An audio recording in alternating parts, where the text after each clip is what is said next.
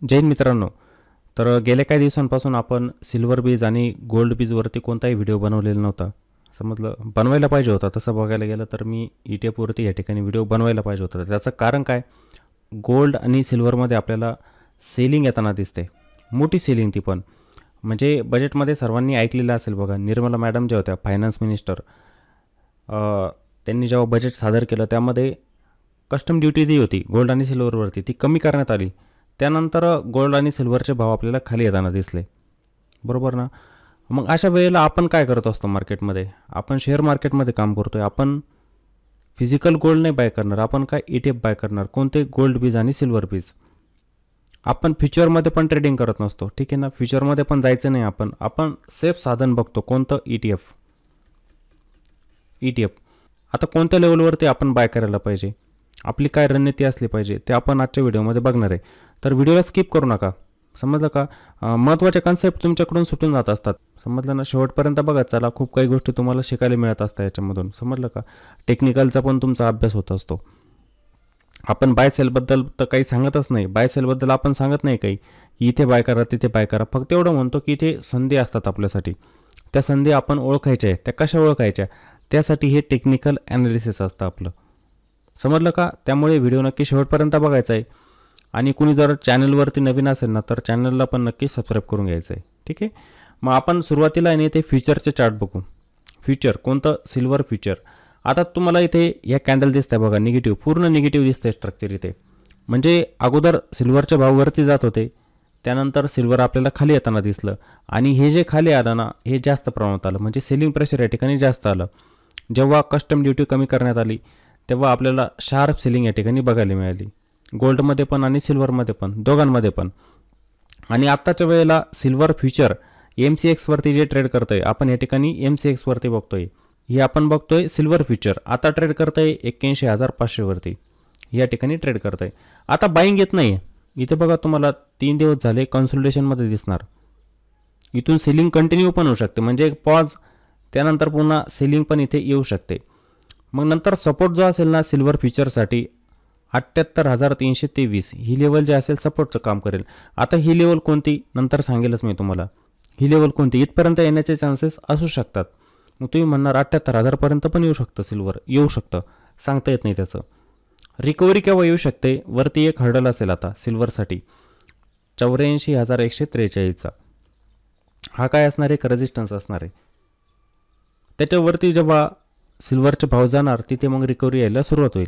म्हणजे ही काय झाली, एक रेंज झाली इथे. आपण म्हणू शकतो 6,000 ते 7,000 पॉईंटची रेंज इथे सिल्वर फ्युचरमध्ये झाली. 84,000 ते 78,000, 6,000 6,500 आपण म्हणू शकतो, एवढं पकडू शकतो.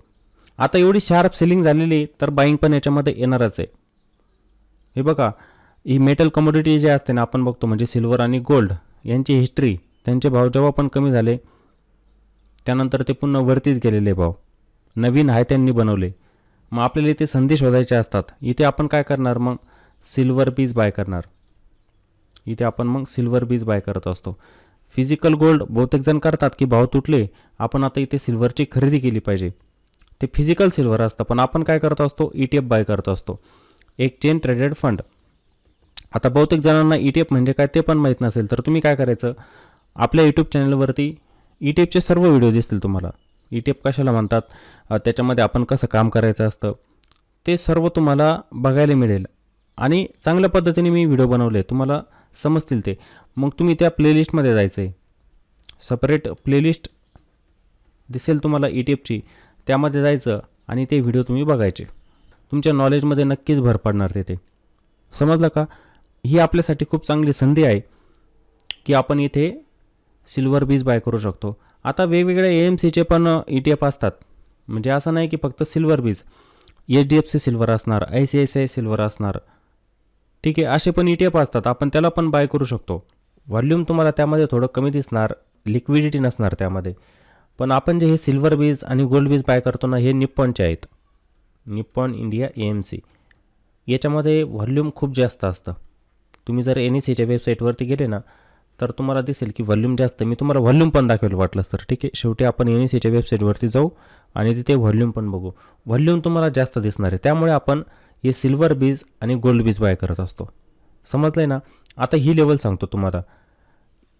हा सपोर्ट असणार आहे फ्युचरमध्ये. हा सपोर्ट कसा बनतो इथे या आपण मागे, आता आपण चार्टला थोडं मागे घेऊन जाऊ. या ठिकाणी इथं दिसतंय तुम्हाला सिल्वरने ह्या लेवलवरती जास्त वेळ घालवलेला होता बघा.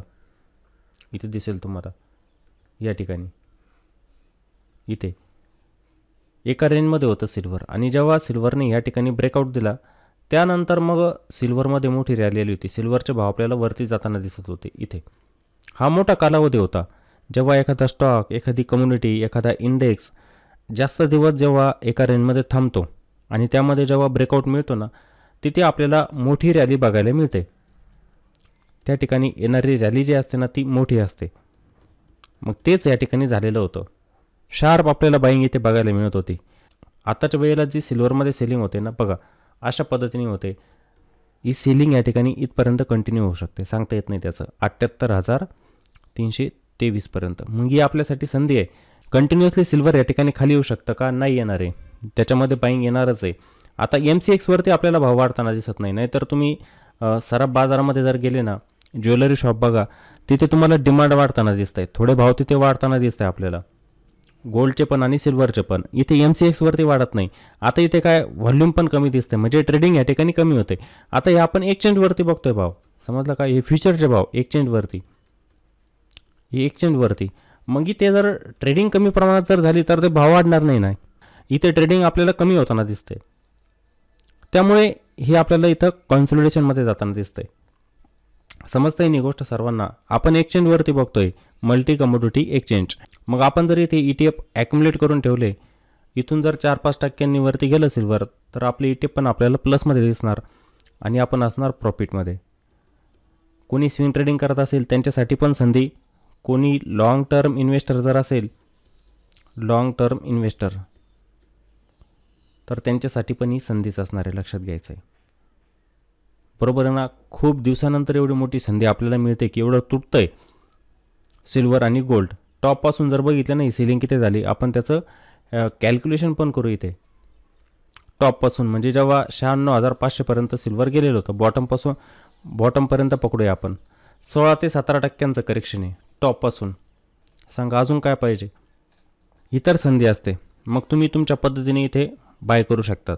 मी म्हणणार नाही ह्या लेवलला बाय करा किंवा ह्या किमतीला बाय करा, ठीक आहे, या गोष्टी तर मी बोलू शकत नाही. पण ही आपल्यासाठी याच्यामध्ये संधी आहे, लक्षात ठेवा सर्वांनी. आणि ETF सेफ असतात. तुम्हाला सर्वांना माहिती आहे, एखादा इंडेक्स आहे तो झिरो होऊ शकत नाही, सिल्वर झिरो होऊ शकत नाही, गोल्ड झिरो होऊ शकत नाही, आणि आपला पैसा पण झिरो होऊ शकत नाही. समजलं ना. त्यामुळे ETFमध्ये काम केलेलं केव्हाही सेफ असतं. हा आपण चार्ट बघितला ना सिल्वर फ्युचरचा, तसाच आपण बघूया आता गोल्ड फ्युचरचा. त्यानंतर मग मी तुम्हाला ETFचे चार्ट दाखवतो. आता हा जो चार्ट मी ओपन केलेला, हा गोल्ड फ्युचरचा बघा. ही सेलिंग इथे दिसेल तुम्हाला. ही सेलिंग जी आलेली होती ना बजेटच्या दिवशी, 6% गोल्ड तुटलेलं होतं MCXवरती. अजूनपर्यंत एवढी मोठी सेलिंग एका दिवसात आलेली नव्हती. 2-4 दिवसांमध्ये तुटलेलं असेल कंटिन्युअसली. एका दिवसामध्ये जे गोल्ड खाली आलेलं होतं कोणी बघितलेलं नसेल. एवढी मोठी सेलिंग इथे गोल्डमध्ये आलेली होती. नाहीतर गोल्डचे भाव तर आपल्याला वरतीच जाताना दिसायचे इथे, ठीक आहे. खाली यायचं बॉटमला, त्याच्यामध्ये बाईंगच यायची. पण नंतर ही जोरदार सेलिंग आपल्याला इथे गोल्डमध्ये पण बघायला मिळाली. दुसऱ्या दिवशी पण बघा पॉज घेतला गोल्डने. त्यानंतर तिसऱ्या दिवशी पुन्हा इथे आपल्याला गॅप डाऊन ओपन होताना दिसलं आणि कंटिन्युअसली खाली गेलं. आता MCXवरती पण तुम्हाला गोल्ड इथे रेंज बाउंडच दिसणार आहे, कॉन्सोलिडेशनमध्येच गेलेलं दिसणार 2-3 दिवसांपासून. ते पण या ठिकाणी काय कन्सल्टेशनमध्ये, याच्यामध्ये पण हळूहळू बाईंग यायला लागेल. जसं मी तुम्हाला सिल्वरचं म्हटलो ना की तिथे बाईंग येत नाही, पण जर तुम्ही सराफ बाजारामध्ये जर गेले, ज्वेलरी शॉप वगैरेमध्ये गेले, तर तुम्हाला गोल्डचे भाव थोडे वाढताना दिसत आहे, ठीक आहे ना. जे गोल्ड खाली आलेलं होतं ना ते वाढताना दिसत आहे. तिथं पण तुम्हाला डिमांड क्रिएट होताना दिसेल. लोकांनी खरेदी करायला सुरुवात केली. त्यांना माहिती आहे पुढे फेस्टिवल येत आहे, दसरा, दिवाळी, हे सण येत आहे. त्यांनी अगोदरच बाय करायला सुरुवात केली. कारण की प्रत्येकाला भीती असते की जर हे भाव आता खाली आलेले, जर मी म्हणतो 4 ते 5 हजारांनी इथं जर सोनं तुटलेलं आहे, जर हेच भाव वाढले तर मला इथे एका तोळ्यामागे मला 4-5 हजार रुपयांचं नुकसान होऊ शकतं. मग लोक काय करतात, या ठिकाणी खरेदी करतात. इथं सोन्यामध्ये लोक खरेदी करतात. ही गोष्ट पण तुम्हाला माहिती असली पाहिजे. जी गोष्ट महाग होती ती आपल्याला स्वस्तात मिळते, आपण तिथे खरेदी करणारच आहे. मग आपण शेअर मार्केटमध्ये काम करणारी माणसं आहोत, ठीक आहे ना. मग आपण काय करणार, आपण या ठिकाणी गोल्ड बीज बाय करणार. आपण गोल्ड बीजला बाय करत असतो. ही आपल्यासाठी एक मोठी संधी असते की एवढे तुटताना दिसते आपल्याला गोल्डचे भाव. टॉपपासून याच्यामध्ये पण बघूया आपण किती सेलिंग झाली. गोल्डचा जो हाय होता ना फ्युचरचा, तिथून बघूया बॉटमपर्यंत किती तुटलेलं होतं. हे पण 9-10% तुटलेलं होतं. समजलं ना. सिल्वर जास्त तुटलेलं आहे टॉपपासून, गोल्ड कमी तुटलेलं आहे, पण ही सेलिंग जरा जास्त झालेली आहे याच्यामध्ये एकाच दिवसात. हे पण रिकवर होऊ शकतं मग येणाऱ्या काही दिवसांमध्ये. मग आपण जर ETF बाय करून ठेवले, ॲक्युमुलेट केले, आत्ताच्या वेळेला काही ETF तुम्ही बाय केले, पुन्हा जर तुटलं समजा, तर तिथे पुन्हा आपण ॲक्युमुलेशन करू शकतो. म्हणजे नंतरचा सपोर्ट कोणता असेल, मग ही लेवल असणार सपोर्ट. एक लेवल दिसते ना तुम्हाला 66,330, ही लेवल इथे सपोर्ट असणार गोल्ड फ्युचरसाठी.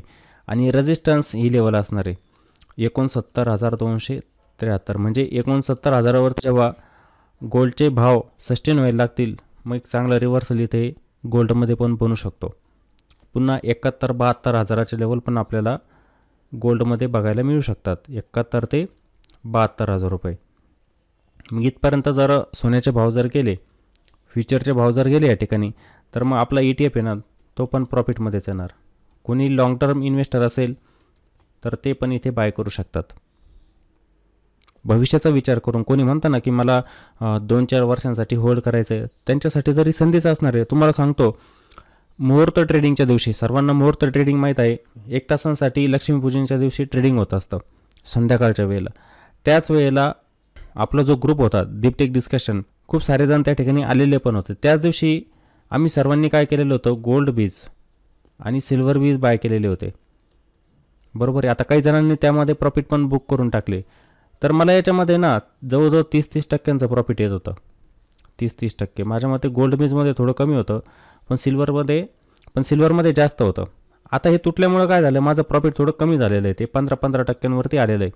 पण मी अजूनपर्यंत होल्ड केलेले आहेत. ते सिल्वर बीज पण होल्ड केलेलं आहे आणि गोल्ड बीज पण होल्ड केलेलं आहे. माझा उद्देश काय होता की येणाऱ्या दिवाळीला पुन्हा जेवढं पण प्रॉफिट याच्यामध्ये होणार ना, ते बुक करणार, किंवा जर मला खाली मिळालं तर मी त्याला टॉपअप करणार. मी ठरवलेलं होतं ते गोष्टी. माझं 30% प्रॉफिट होतं, ते कमी झालं एवढंच. पण मी ठरवलेलं काय होतं, 1 वर्षानंतरच बघणार त्याला. समजलं ना. मग तुम्ही आत्ता जर बाय केलं, येणाऱ्या दिवसांमध्ये बघा नक्की भावावरती जाणार आणि याच्यामध्ये प्रॉफिट मिळणारच. मग आता हे जे चार्ट बघितले आपण, फ्युचरचे बघितले, आता आपण ETFचे बघूया चार्ट. हे बघा, आता हा ETF जो आहे ना सिल्वर बीज आता ट्रेड करतं आहे 80 रुपयांवरती. आजचा जो भाव आहे 80 रुपये दिसतोय तुम्हाला. आणि ह्या ETFने जो हाय बनवलेला होता ना, तो 100 रुपयांचा होता. इथे ही बनणारी कॅन्डल एक दिवस खूप मोठी बनली होती. पण आपला भाव कुठे होता, ह्या लेवलच्या आसपास होता. मी तुम्हाला लेवल सांगतो बघा, ही लेवल 93 रुपयांच्या आसपास. मग आता जर आपण करंट मार्केट प्राईजला जर बाय केलं समजा इथून, तर आपल्याला ताबडतोब इथे जवळजवळ 85 रुपयांचे भाव तर आरामात बघायला मिळू शकतात. 85, पुन्हा ते 90 आणि 93 अशा टप्प्याटप्प्यांमध्ये या लेवल आपल्याला इथे मिळू शकतात.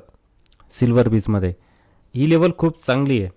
हा जो झोन दिसतोय ना तुम्हाला, हा खूप चांगला आहे. इथे आपण बाय करू शकतो. मग ही चांगली लेवल आहे 80 रुपयांची. जो ETF 100 रुपयाला गेलेला होता, तो तुम्हाला 80 रुपयाला मिळतोय. मग तो स्वस्तातच मिळतोय. आपण इथे तर उलट टॉपअप केलं पाहिजे त्याला. आता काही जणांकडे असेल ज्यांनी इथे बाय केलेलं आहे पहिले आणि ते कॅरी करत असतील की नाही मला लॉंग टर्मसाठी ठेवायचं आहे, भाव त्याचा वरतीच जाणार. तुम्ही होल्ड केलेलं आहे, पण जिथे तुम्ही बाय केलेलं होता त्याच ठिकाणी ETF आता आलेलं आहे. मग तुम्ही काय करू शकता, तुमची रणनीती काय असली पाहिजे, टॉपअप करणे.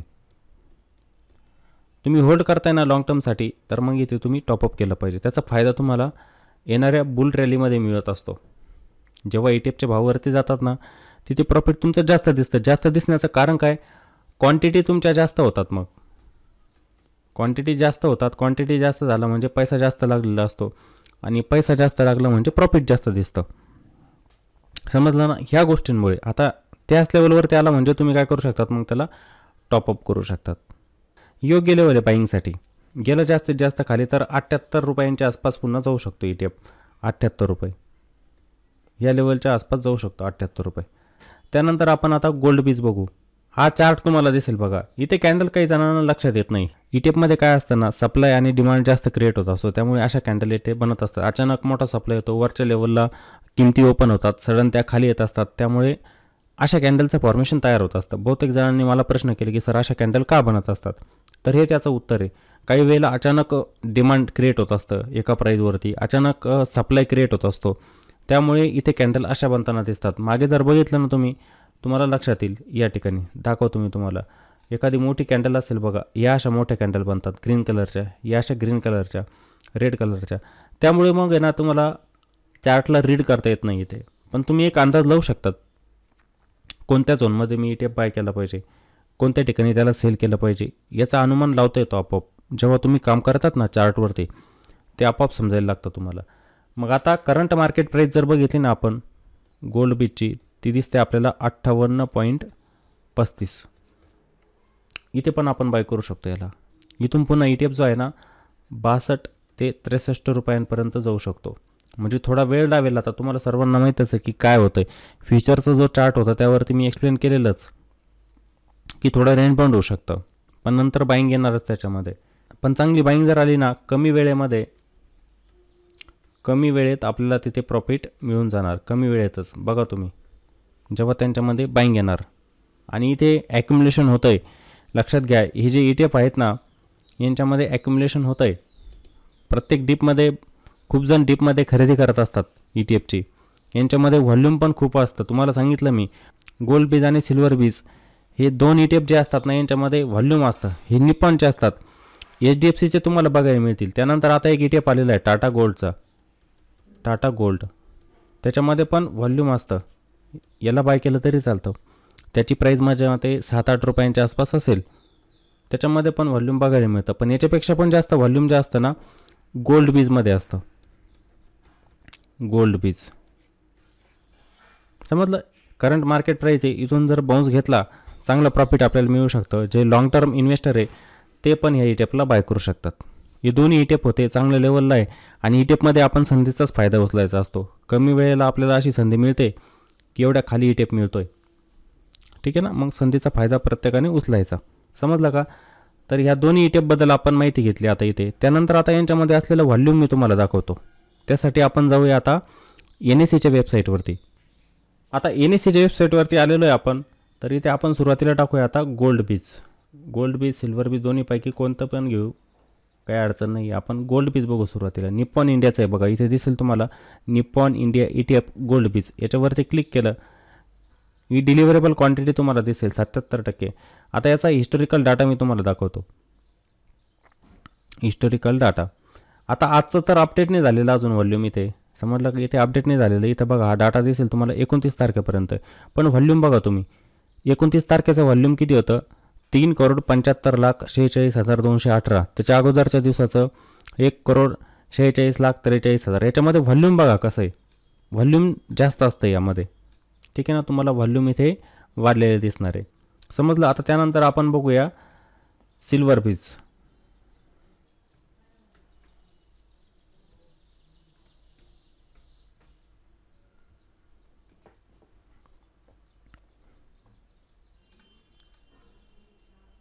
याच्यामध्ये पण डिलिव्हरी बघा 88% डिलिव्हरी. याच्यामध्ये डिलिव्हरी पर्सेंटेज जर बघितलं ना तुम्ही तर तुम्हाला दिसेल 88% डिलिव्हरी. खूप चांगली डिलिव्हरी. समजलं का. इथे येऊया आपण आता हिस्टोरिकल डाटा. कालच्या दिवसाचा समजेल तुम्हाला 1 करोडचा होता. इथे पण बघा व्हॉल्यूम किती 1 करोडचं होतं. हे पण जास्त आहे. समजलं का. म्हणजे काय, तुम्हाला ह्या ETFमध्ये व्हॉल्यूम जास्त दिसणार, पण बाकीचे जर ETF बघितले ना तुम्ही तुम्हाला व्हॉल्यूम दिसणार नाही.